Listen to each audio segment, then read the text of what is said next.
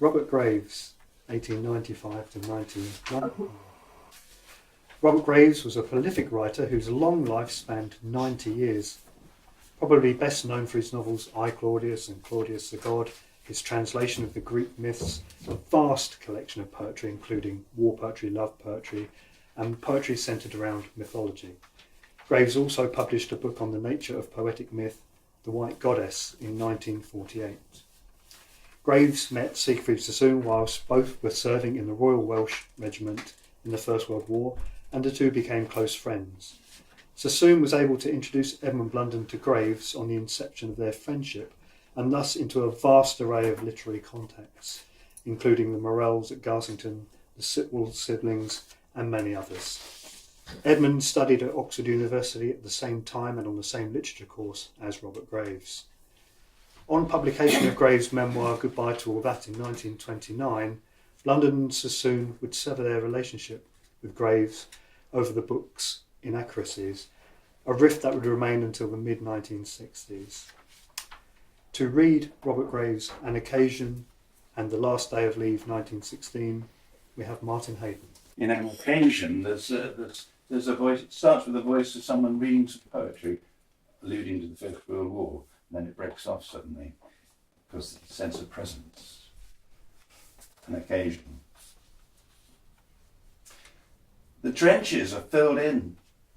The houseless dead disperse, and on the rising thunderstorm cast their weak limbs, a world up overhead in clouds of fear. Then suddenly, as you read, as we sat listening there, and cushioned warm, war-scarred, yet safe, alive beyond all doubt, the blundering gale outside faltered, stood still. Two bolts clicked at the glass doors, and a shrill, impetuous gust of wind blew in with a shout, fluttering your poems. And the lamp went out.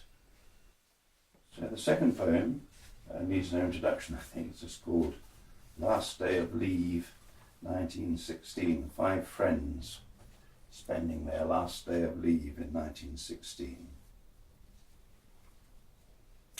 We 5 looked out over the moor at rough hills blurred with haze and a still sea.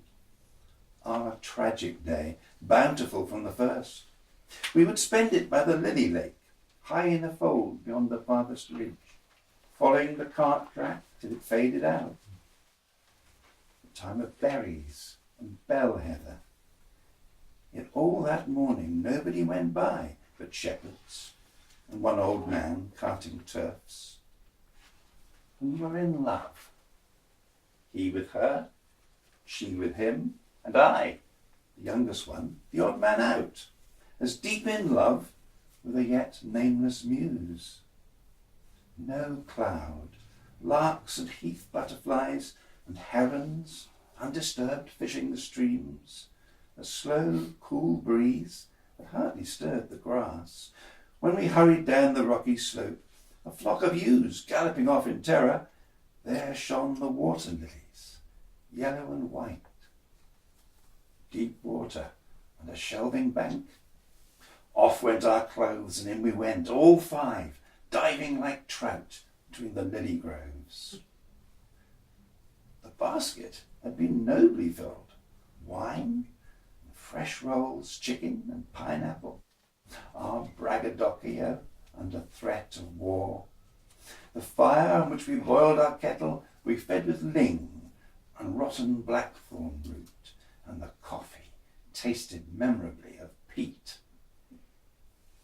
2 of us might stray off together, but never less than 3 kept by the fire, focus of our uncertain destinies. We spoke little, our minds in tune.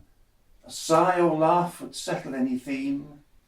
The sun so hot it made the rocks quiver.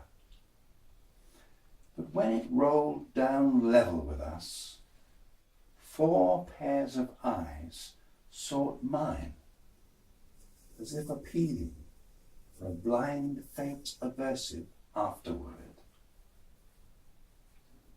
Do you remember the Lily Lake? We were all there, all 5 of us in love. Not one yet killed, widowed, or broken-hearted.